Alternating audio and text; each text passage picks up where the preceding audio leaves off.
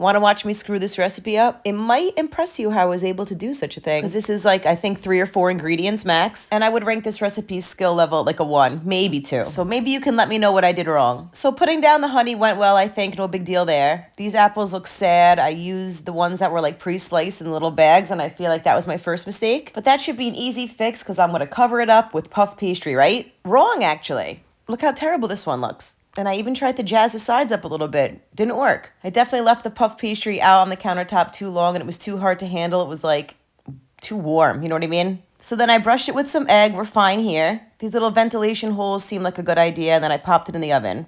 At this point, all the honey that I had put in just went haywire. The 2 on the ends don't look so bad, but that one in the middle looks torn up. The honey burnt, my kitchen smelled awful, but these didn't look really that bad, which gave me a very false sense of hope at this point. The recipe itself is not bad. I was bad at making this recipe. It was dry, it was burnt, it was not it.